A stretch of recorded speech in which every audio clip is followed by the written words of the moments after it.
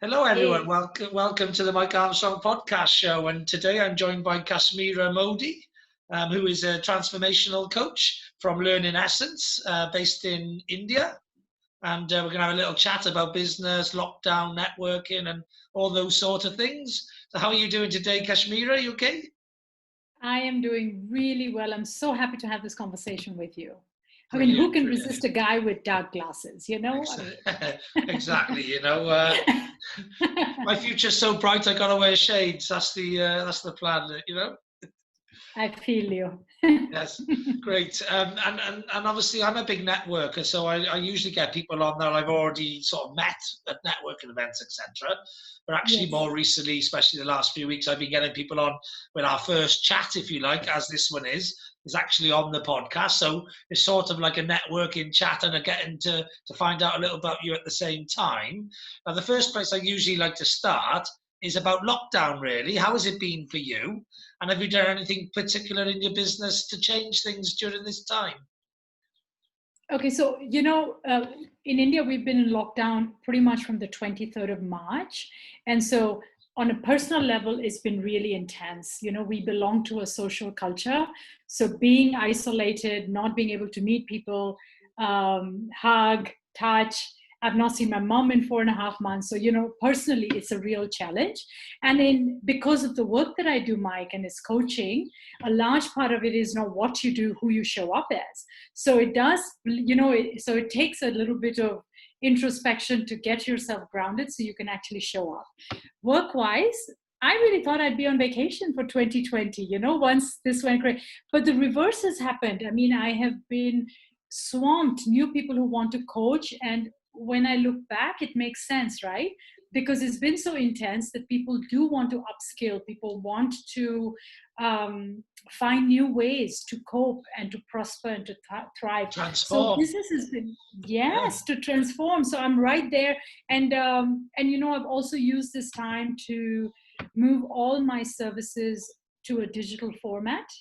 So I'm really betting on digital. So pandemic or not pandemic, I think that we need to deal with the fact that there be certain, especially the work that I do in group settings as well as individual, it needs to be digital, Yeah. and there's no reason. And so when we meet for, like you said, to network, to connect on a human level.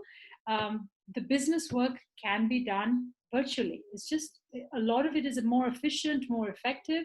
So yeah, it's been a mix. Yes. Good. Good. Good. I found very similar. I was doing a lot of online stuff anyway, and working from home, etc. So I didn't have to do too much. Getting used to new stuff.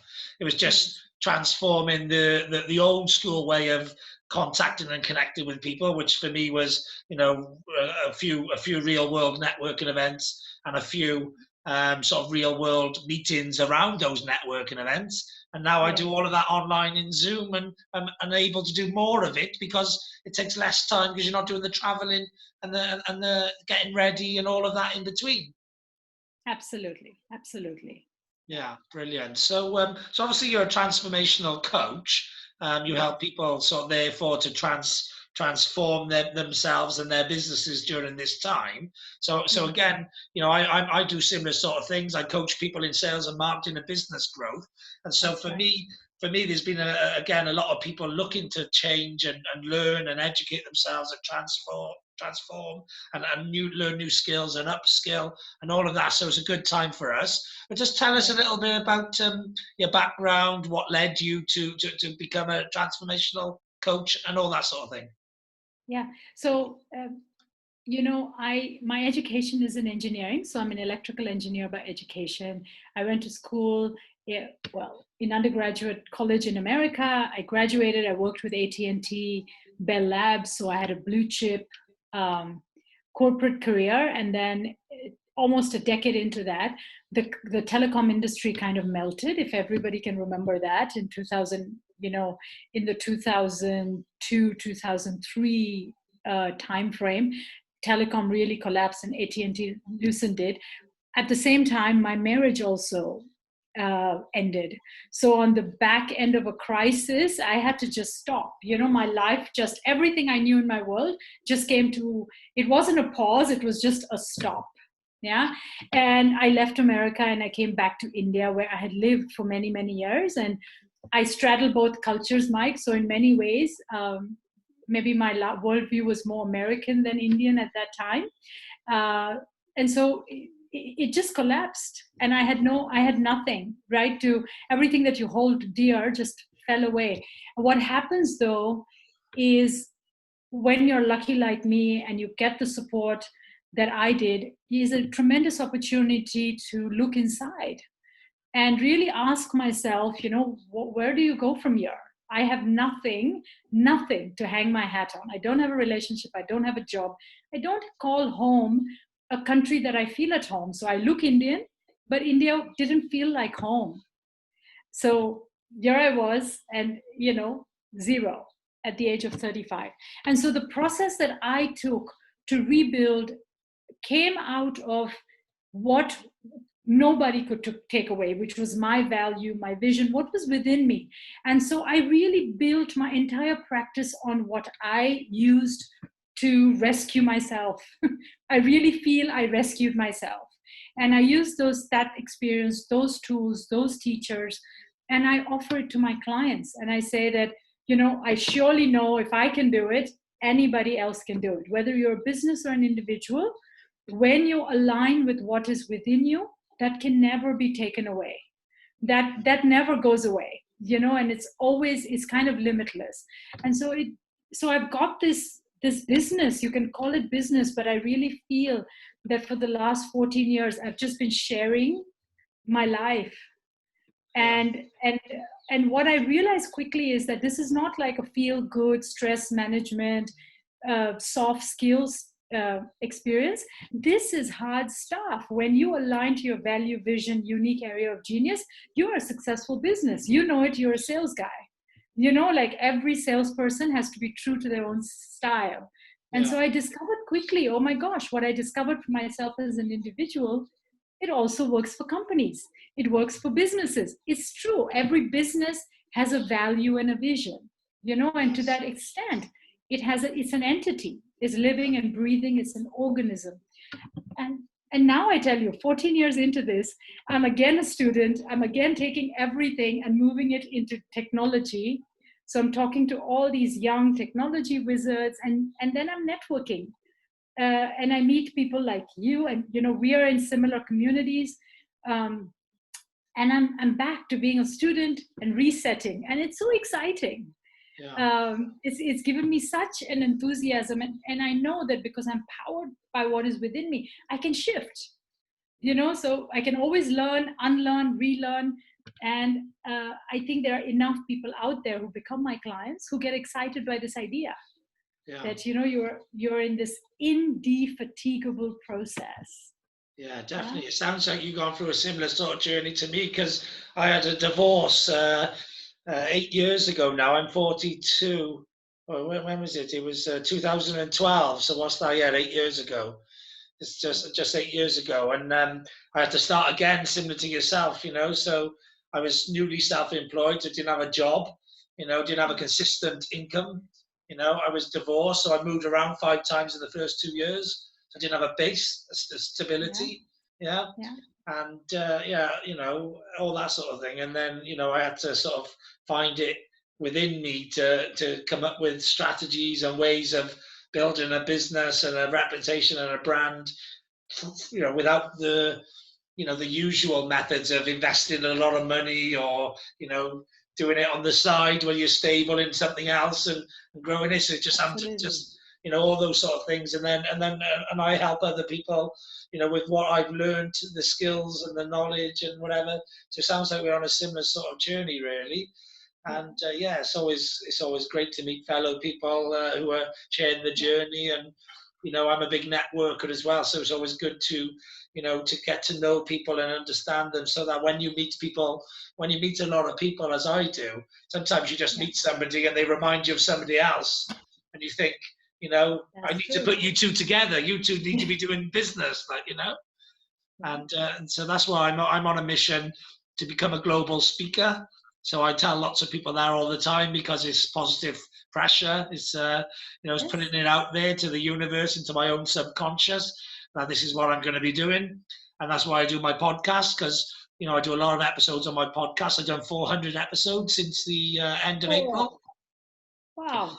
Since Yeah, so April since the this end of year. April, yeah, this year, yeah. Oh, I'm oh on my a God. I'm on a mission, and my target is 10 episodes a day, which is, most people do one a week or one a day. So, Yeah. but I've got a lot of information which I like to share. So when I created my podcast, I thought it would be a once a week podcast. I called it Mike Armstrong's Weekly Podcast. Yes. And then I decided I had more to say than that, so I made it Mike Armstrong's Daily Podcast. And then I started doing 3 a day regularly. And then at one point, I was listening to I was re-listening to an audio book of Grant Cardone's, which Grant Cardone teaches 10x. He's Yes. somebody I really admire, and I see as, of all the people I've met on the planet who are a little bit further than me, he's the one who does it the most like me. So he's like a blueprint. Yes. He's like living my life, if you like. He's living my life 20 years further down the line.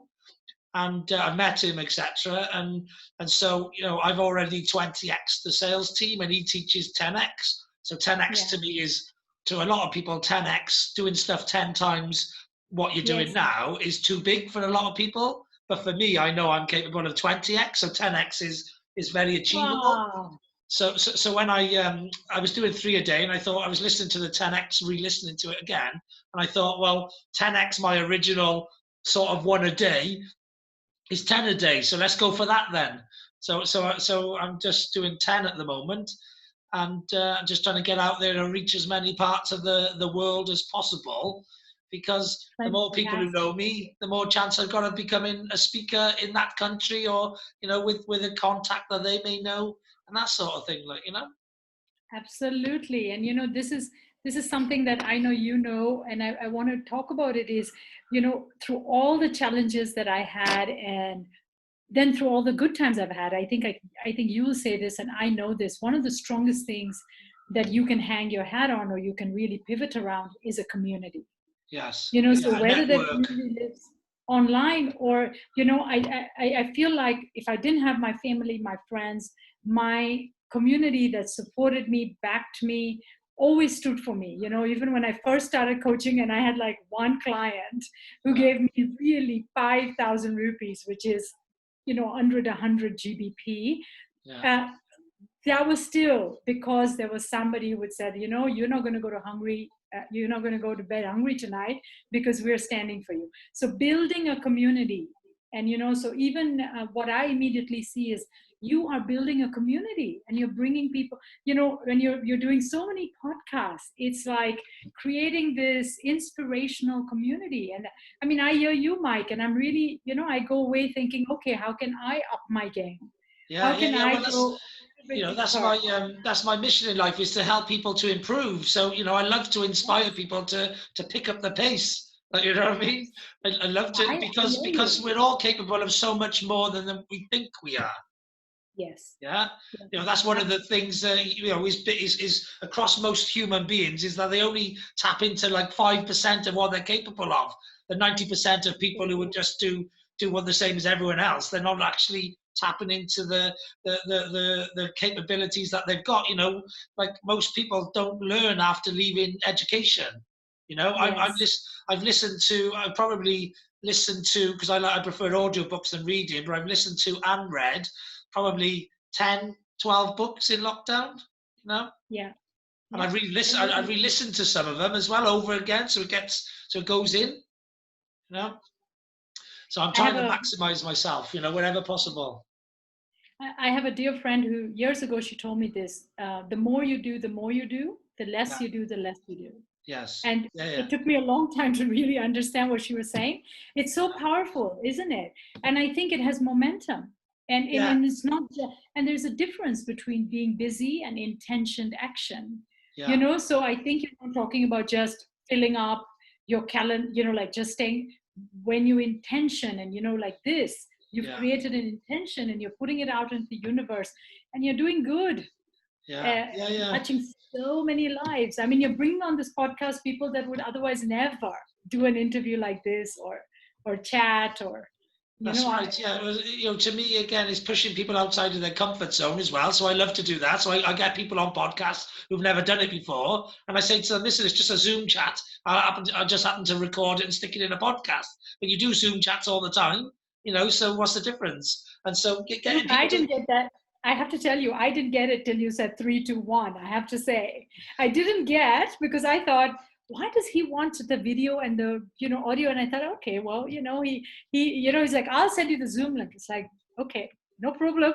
But now I get it, because I wasn't obsessing. I just showed up and I was just having a chat with you, and that's fantastic. Yeah, exactly. And literally, I've got used to, I've found my voice. I've always been in sales and marketing and always been able to communicate, but more with a small community of people, 1 to 3 or 1 to 5 or 1 to 10. I've done talks to 150 people in a room, and that sort of thing. But I wouldn't say I wouldn't necessarily found my voice. I was a marketeer for some other business or another brand or for other messages, if you like. And I think it's I found my voice definitely in lockdown. And I think it's important for businesses and entrepreneur people to find their voice, because if they don't find a voice, who else is going to communicate about their business to the wider world? So, it's you have to find your voice, and you have to be passionate about what you believe in. Because if you're passionate about what you do and what you believe in, you'll find your voice much easier and much more comfortable. Because, the reason people are worried sometimes to tell people about what they do or whatever is because they don't 100% believe in it. So therefore, if you chase what you believe in and you're 100% behind it, you'll find your voice, and then it's up to you. No one else is going to tell your story. No one else is going to share your message. You've got to go on and you've got to do it and share it yourself, haven't you? Yeah. And I also want to acknowledge you, Mike, because I feel like the first question you asked me about lockdown, I think is really a beautiful question, because, if when you notice how when people speak about lockdown, actually a lot of people have had very positive experiences. And so when we reframe this time, because it's really hard, difficult, easy to get caught up in the gloom doom cycle of, oh, this was horrible and this was, and I'm really careful also when I use language on my social media or with my clients, is to call it an intense time. It was for sure, it was challenging. And yet I think a lot of people have had such wins. All the entrepreneurs, all the entrepreneurs I've had on have all had great wins, because it's your choice in life to be happy or sad. It's your choice in life to see something as a positive or a negative. The mainstream media and the 90% of sheeple, the people who follow everyone else, those people will talk about this time as a crisis. But I've seen it as an opportunity. And most entrepreneurs seen it as an opportunity, a chance to grow, a chance to develop, innovate, and to grow, and to reach new people through the amazing sort of migration to technology that was happening slowly, and is now, everyone's being forced to do it, Absolutely. And I think that, because you probably have on this podcast change makers, then, it creates a momentum where what the people who are less open to stand in vulnerable spaces or take a risk, it creates momentum where they can join along. They're not going to be the early adopters, but there can be a change in the narrative, because Mike, we have to take the narrative back. None of what happened in the middle of 2020 was any of our choices, but what we do with it is for sure our choice. And I think this conversation you're having again and again, and it's fantastic that you've thought of doing it 10, 20 times, because the more the people hear it, like maybe they won't resonate with me, but your guest number 2 or 3 or 4, when they, there'll be somebody, like you said, who they say, and oh my God, this is exactly me. Yes. You eventually meet that one person who's exactly you. Yeah, and then definitely. You think, I've thought about actually contacting a few media companies and trying to get a documentary filmed, because literally I've got 70, 80, 100, probably 100 entrepreneurs and their stories of how they've pivoted during this lockdown period. And, if ever there's, something to be used as an educational piece on how people can take advantage of an opportunity and not see it as a crisis. I think that is watching the real people of the world, the real business people, the entrepreneurs who make things happen. Without those entrepreneurs, the place would fall apart. Yeah, let's do this. You've immediately created a space in my Rolodex. There might be somebody who I might want to connect you offline, who might want to have your 80 or 100 conversations and edit them and put it together in a way that they can put on their app. It's like a self-discovery app. And so let me after this and after the weekend, connect with that person, talk to him, and if there's any interest, then I'll connect the two of you. Yeah. Because I agree. I don't know about media houses, but I think a lot of people who are doing OTT kind of work, over Netflix and other streaming platforms, this could be maybe woven into a larger, piece that we're creating. Yeah, because what I like to be is I'm not a half glass half full kind of guy. I'm like a glass is full and overflowing kind of guy. Yeah, and I hate to see negativity. And I believe the mainstream media should be regulated to, like they do with politics in the UK. They have to show as much socialism as they have to conservatism. Yeah, they have to be equal to the parties. And I believe the media should have a positive to negative balance. They should have to put, as equal amount of time to positive story as they do to negative story. Because I don't know what it's like in India, but the news in the UK, it could be an hour of news, and there will literally be 5 minutes of positivity at the end of that news, and 55 minutes of negative story after story after story. Yeah. If you take cricket away and Bollywood, we don't even have 5 minutes. Yeah. We have cricket. Micah, maybe my view also is that all there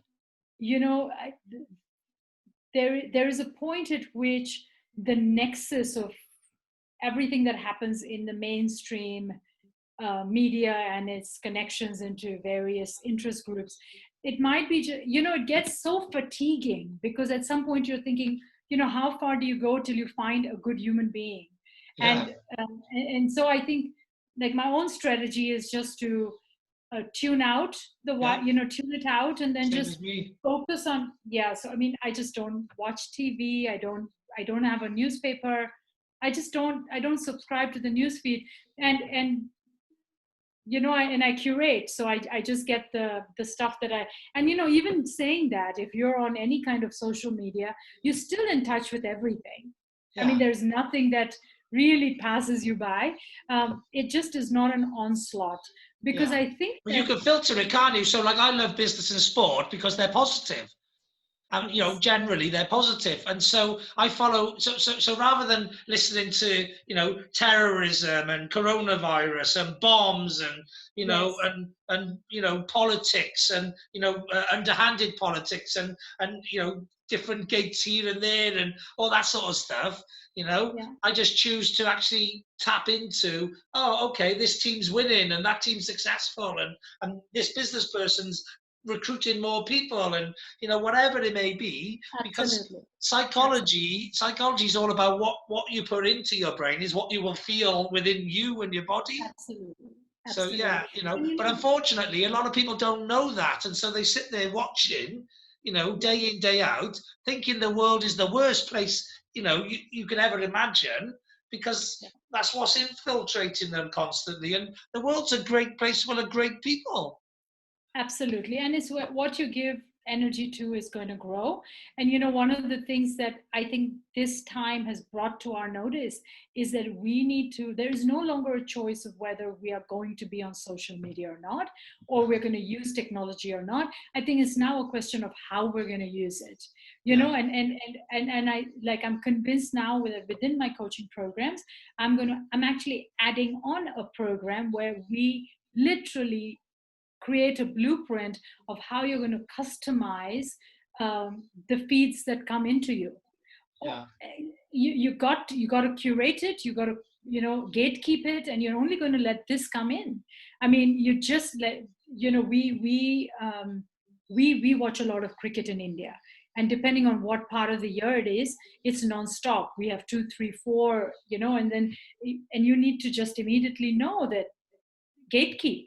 If you're going past 60 minutes, gatekeep.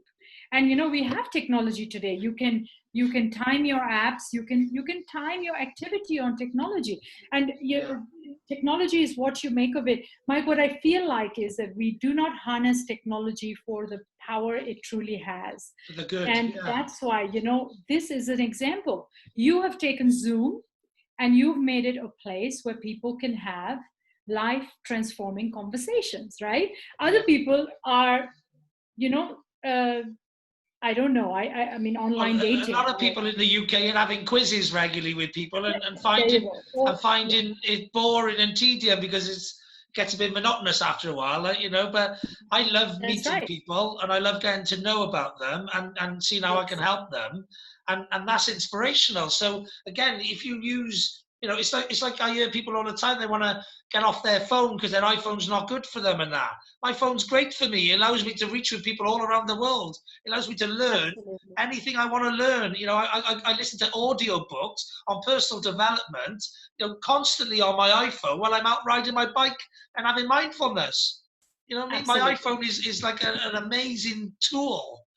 Yeah. But there's lots of people who use it the wrong way. They get onto Twitter and start having Twitter a hateful conversation and stuff. And then, so it's not the phone and it's not the technology and it's not the tool, but it's the Yeah. person using it always. It always comes Absolutely. back to the person. You're responsible for your own life, and what you choose to take out of something or not is completely down to you. Michael Jackson said it. Look at the man in the mirror. Exactly. It's like long before he got ostracized.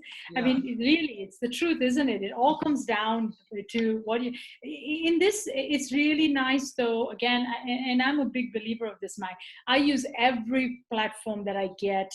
And I speak to a lot of young people. I coach a lot of people who are, um, who grew up into a reality of ubiquitous technology, that you're going to have to learn how to manage this. Just like when you and I were 14 and 15, we learned how much alcohol we are going to drink before we, Yeah. we are going to self-destruct, and whether we wanted to do drugs or not, or have unprotected sex. I mean, it's the same conversation. I think it's technology is one more of those things where we are going to have to talk to people about how you're going to use it for your good. Yeah, it's And about learning when, learning to when balance, isn't it? It's about yes, learning and to when you balance. talk It's just about like it, it's like absolutely. it's like the youngsters today. Like I've been helping people older than me. I'm 42, nearly 43. I've been helping people older than me get to grips with technology for the Yes. last like eight I'm to older 10 than you. years. Yeah, because I'm they weren't, 51. yeah, but they weren't so used to it, like, so Yeah. therefore, you have to handhold them and take them through how to blog and how to use Yes. LinkedIn and Of Zoom course. and all these Yes. things. But actually, what I see as the marketplace soon is actually how to help those kids who've only ever, direct messaged and stuff, and never how to actually speak to people, how to actually shake hands, how to meet people, all those sort of skills. Because again, life is about a balance of, real world, virtual world, online, offline, Yeah. different communication skills. You need to be able to And do them all. relating, yeah, and relating is also about in real life, you cannot unfriend somebody because they No. did something you didn't like. You can't unfollow and unfriend. You got to work it through. If you're my family or you're my friend and you do something, I'm going to want to have a conversation with you. I'm not ghosting you. I'm not switching you off. I'm not removing you Yeah. from my feed. That I think is, you're absolutely right. I think in days to come, and it's not even days to come, it's today. I mean, Yeah. I coach Yeah. so many youngsters who really struggle with having the resilience to stick with the difficult conversations, the conflict. It's too much. Yeah. you know, and it's interesting, isn't it? Yeah, yeah, it's interesting. You know, all generations have their own problems or Absolutely. challenges, Absolutely. etc. And you know, I think that's why I believe I'm a lifelong learner, and I believe every day is another day to learn. And I Yeah. think if people took that attitude, then they'd probably have much less problems in life because knowledge is power, and knowing how to deal with different situations and different types of people and all these things, because life is a rich tapestry, and you could either stay in your niche and in your comfort zone and stay safe but never really go anywhere, or you can Yeah. forge out beyond that and have an interesting life and meet interesting people. Yes. So I have the big question. When are you going to come to India? Well, I've got a big question for you, yeah? Is when any of my contacts can find me somewhere to go speaking at in India or anywhere on the planet, I'm I'm booked and I'm on, yeah? Because that's the Yeah. mission, and I'm happy to do an online event first as an introduction. But one of Yeah. my missions in life actually is to go to India, because I used to run a very successful corporate telephone sales operation in the UK, and I Okay. get contacted constantly by people in India who don't understand the competitive nature of the UK marketplace, and Yes. actually don't really understand how to do telesales effectively. So Okay. I find there's a massive need um, for improvement in that whole area of marketing Yes. and sales and telesales in the Indian market, because Yes. I think companies went over there a long time ago to set up operations and stuff and did basic training. And basic Yes. training is not, UK market is a very competitive market, and people are Yeah. very, very busy. So I believe you've got to do things very well in order to get Yeah. an effect from it. And I Yeah. seem to feel that it's more a chuck enough mud at the wall and some of it stick type approach, a numbers game, rather than Yes. actually upskilling and really knowing what you're doing and getting good results. Yeah. So it's quite a sweeping statement, but that's my experience of being Yes. sold to and I marketed don't. to by India. Yeah. I Yeah. think that there are two or three areas that I see. I think the one area that is also always area of need is training people in the sales process. See, it's, like a lot of people think that sales is going into a customer's office and closing the order, but the entire process from quote to cash, how you're going to make sure that the orders are booked, the paperwork's done, the client is invoiced, the client pays. I mean, the entire sales cycle. Yeah. My own experience is that uh, that piece of training is always in demand in India. And Yeah. I think that is also one area where a lot of companies are willing to look at expat trainers, because the there is a clear difference in the quality of the end-to-end process of sales Yeah. in the West versus India. Well, the level So of the UK yeah, sales ability is higher because it's a very competitive market, so it has to be higher. It's also much more established, like it's been around a lot longer, that's right. So so not like only is it's more systematic, and I think that that's the system, the adherence to systems is what is one of the things that most Indian companies, I think Indian companies do really well to thrive in very limited resources. We're always innovative in terms of being price point competitive or trying to provide a service that's value added. I think where there's a struggle is to be systematic and to be showing up. So, for example, were you to meet a salesperson in a UK office 15 times, you'd have a similar experience. And in India, the idea is that it's kind of a hit and miss. You could meet somebody who's brilliant and then have yeah, so a lot of companies recognize that and have systematic trainings.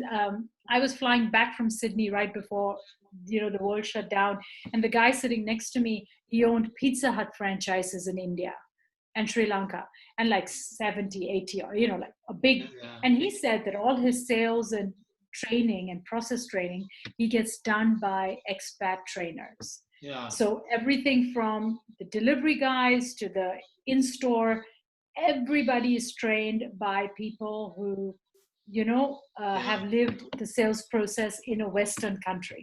And for this reason, Yeah. because it's systematic, it's delivered in a way that adds value. Yeah, yeah, So yeah. Well, I was part of a company that grew from no turnover to 25 million turnover in 10 years. And they're now wow. 125 million turnover, 20 Yeah, years going, yeah.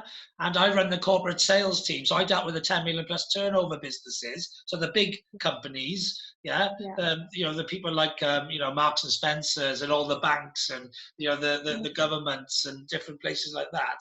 And I took my sales team from 7 people doing £300,000 to a department of 17 people doing 5.7 million in an 8-year wow. period, which is 20 times growth. And so Yeah, not only am I expert for India because of the experience and the systems I was in, but I'm yes, expert for the UK, because not many businesses would do that type of growth. yes. Yeah. So I'd love to export that knowledge, if you like, around the world to places where they haven't done that type of growth.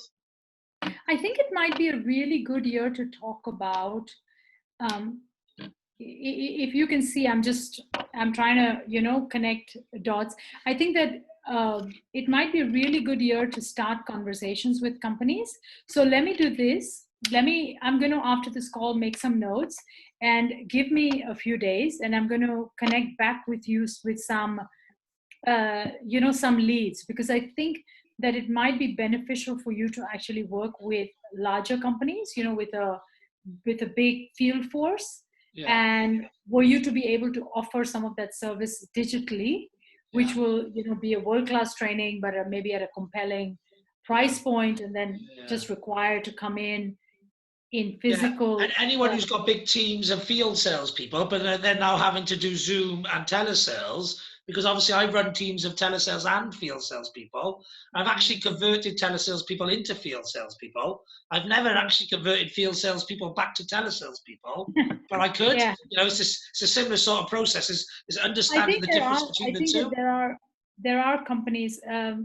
Let me take that away as an action. It immediately sets my mind thinking. I might near, because I think that you might benefit with companies that have scale. I don't think that. I think the best use of your expertise is not with a 20-person company. You might do better with the larger, with the big field Yeah, forces where they want to standardize training. So let me work on it a bit and see what the brain comes up with. Yes, and I yes, look at okay. my contact list. I think there might be some possibilities. It's also a good thing because maybe it'll be 2021 before you will fly in, but maybe there are a lot of the pre-work can be done in a Yeah, year that companies yeah, are definitely. still working at 50% in office. We have just started, so in certain areas we're like 10% in the office, 20% in the office. Some companies have already said that they will have no office presence.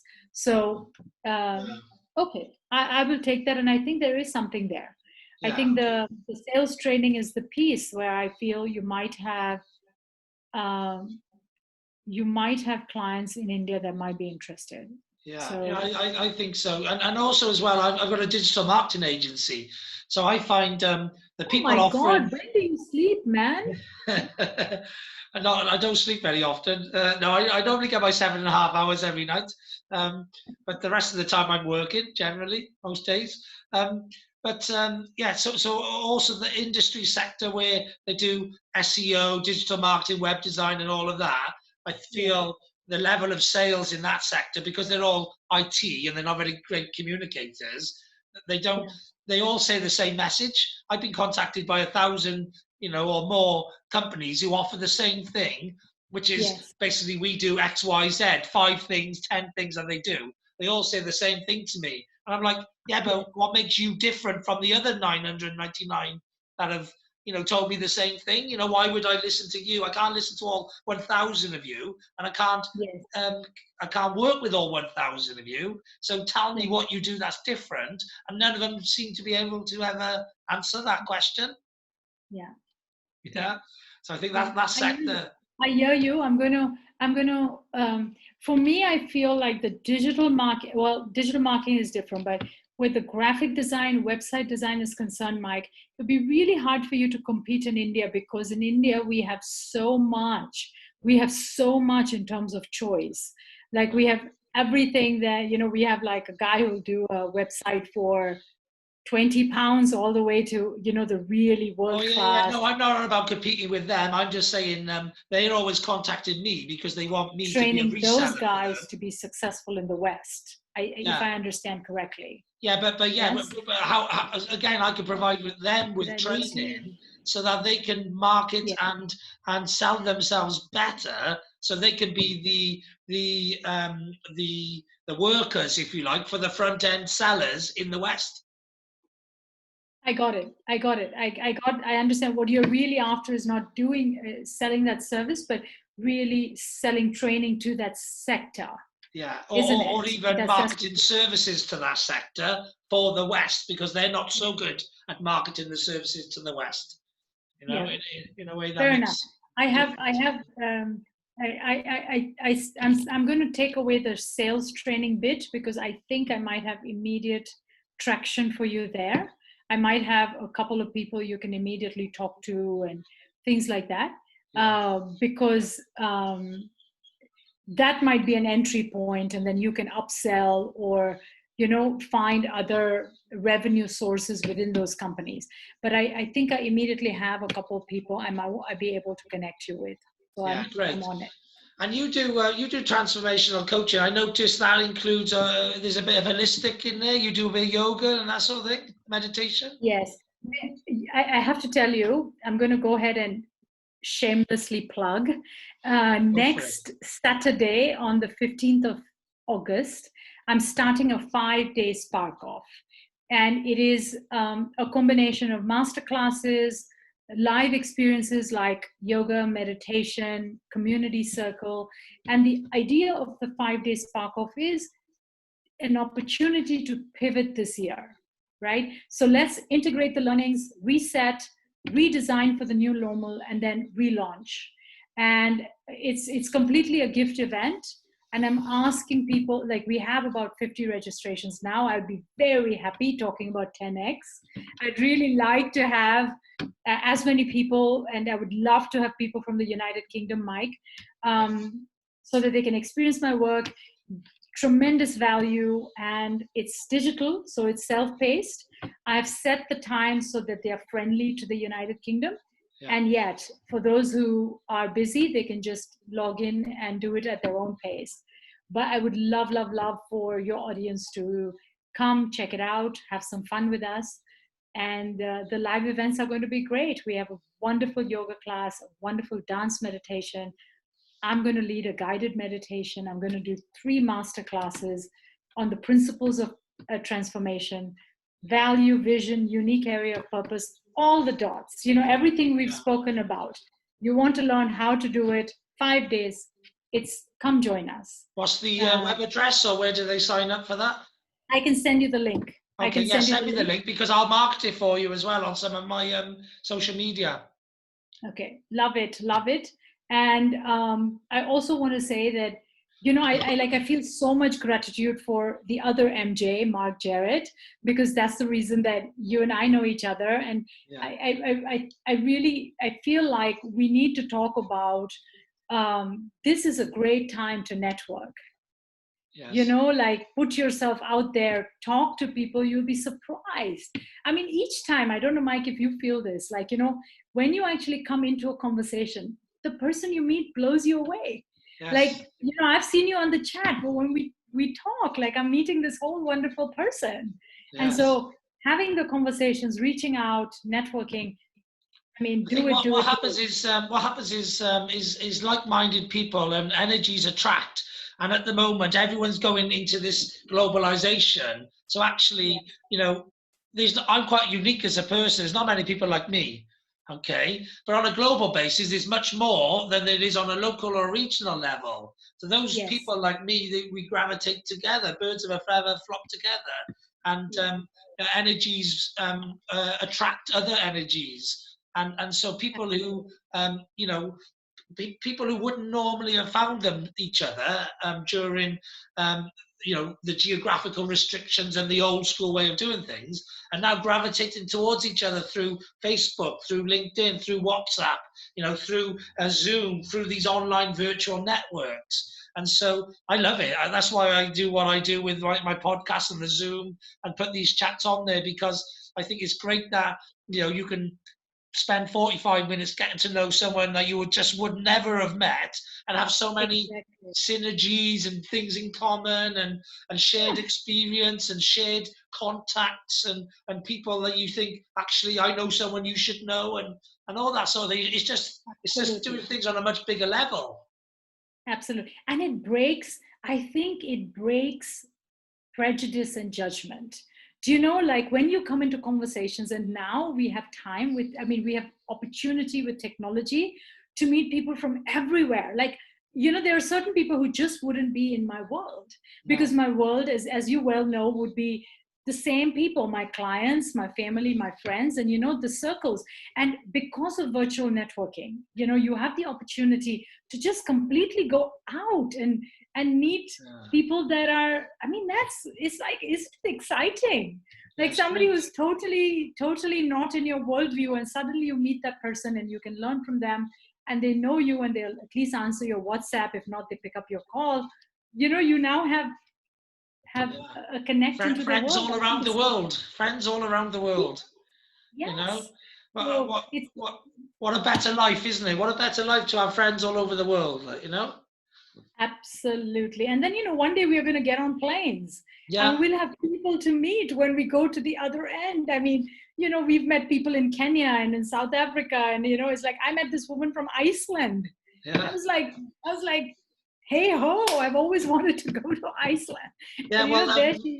Yeah, I actually moved recently, but when I was living in the place I was living, I actually moved during lockdown, and I had a map up on the wall, and I was putting red pins in, so everywhere around the world that I meet people, and now if I had that map back up, I'm looking to get it back up. I need to get a cork back, so the pins don't go into the wall, because the last place I put it on a wall which needed decorating, so I knew all the holes wouldn't matter.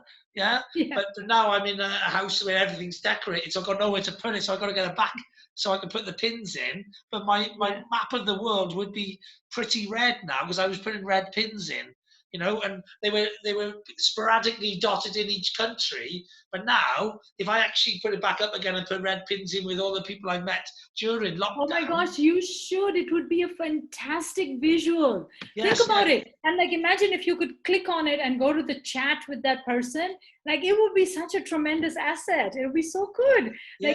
So I've got the map. The map is folded up in this room now, and I want to put it on the wall of the room I spend most in, because it's a visual aid to prompt you to fill in the gaps. Because I'm into, I want to make the map red, but when I left it, I moved about probably 3 months ago, sort of midway through this 6-month period we've had since March or whatever.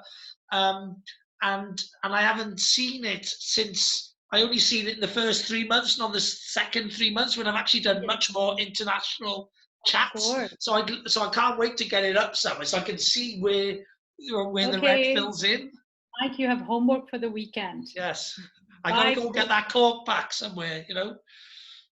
Once I get that, it'll be so. I actually probably get a bit of cardboard. Actually, thinking about it, you could just attach it to a bit of cardboard and stick the cardboard on the wall. Or here we are brainstorming now. I don't know if you have that, the sticky glue, sticky chewing gum, but not the eating one, the sticking one, like where you can just stick it on the wall. The blue tack. And then, the blue tack, and that creates just that much space from the wall, so your pin will not. Maybe. I'll work on it anyway. I'll put it as a project for this weekend, because I've had it rolled up since I moved 3 months ago, and I wanted to put it up.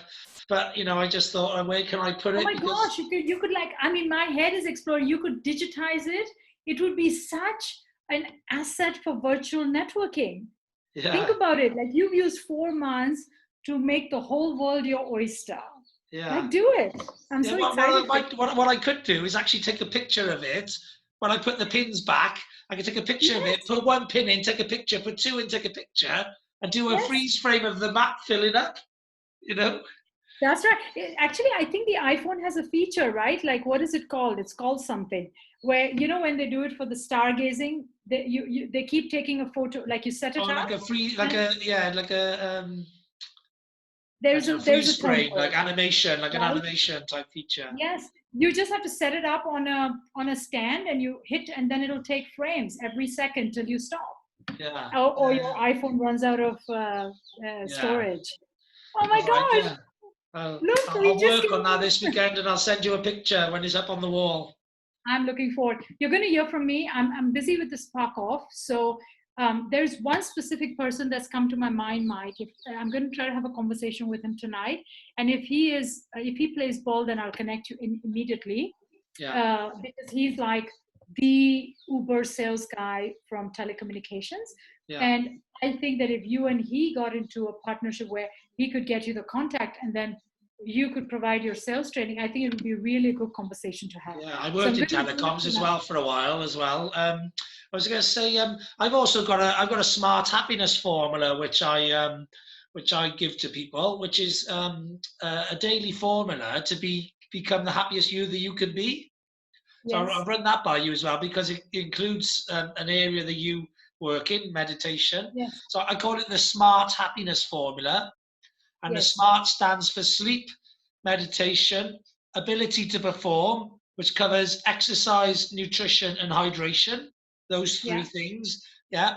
Plus random acts of kindness and target setting, target achievement. Yeah. So I call it the SMART happiness formula. And basically, most people do those 5 things, or there's actually 7 things if you look at the 3 ability to performs, right? Yeah. But most people do 5 of the 7 or 4 of the 7, but not all 7 every day. Yeah. And actually, if you can do all 7 every day, I can guarantee that I can make everybody happier than they are not doing all of the 7. Yeah. I'm listening, and I already know.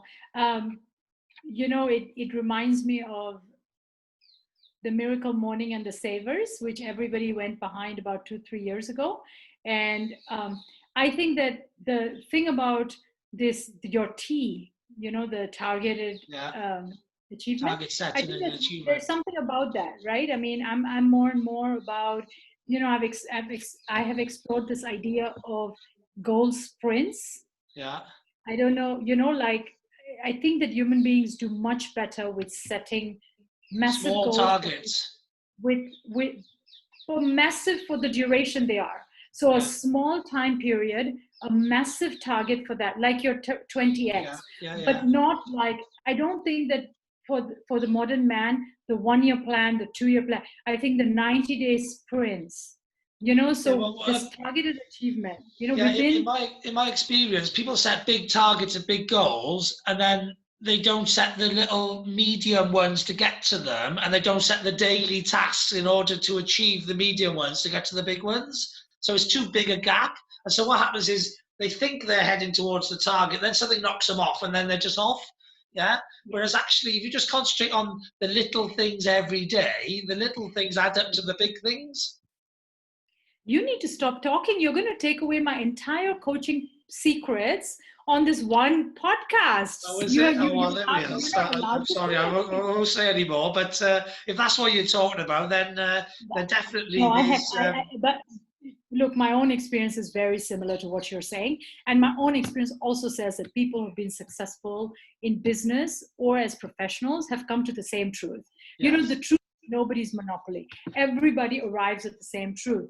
And we express the truth for others in our own vocabulary, and the people who like our vocabulary will become our clients. There'll be some people who will listen to my vocabulary and say, oh, I like this one, and some will listen to you and say, no, I like this one.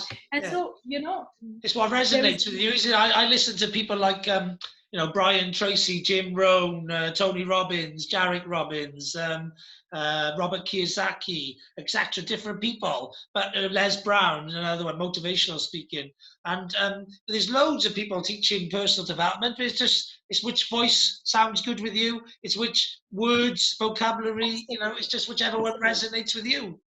And that's why, and Mike, that brings me to this point. That's why we would really be served well as entrepreneurs to know that your clients are always going to be your clients. And so there's abundance. There is no need, like when you win, I win. Yeah. You can never take away from me, and I can never take away from you. Nobody can take away from me. Or, there are only two possibilities. Either I live up to my full potential or I don't.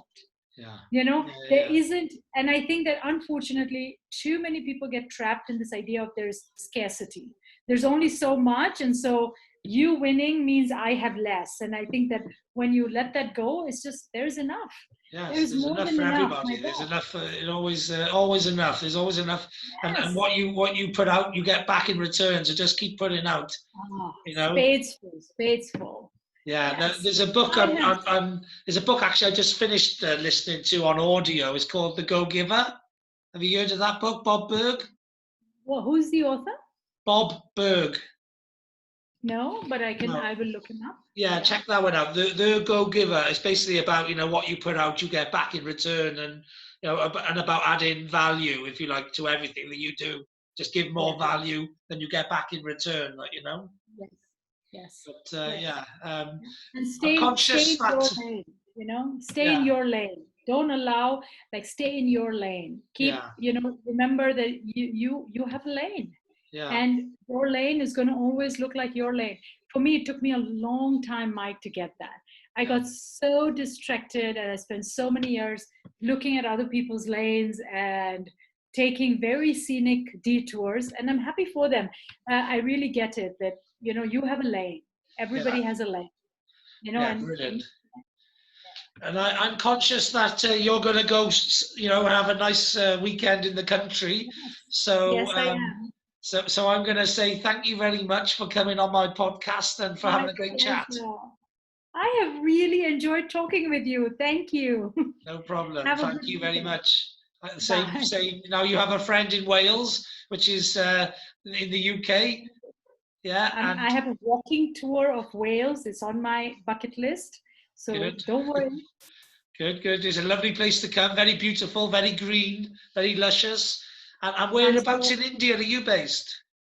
I live in Pune, which is 2.5 hours southeast of Mumbai.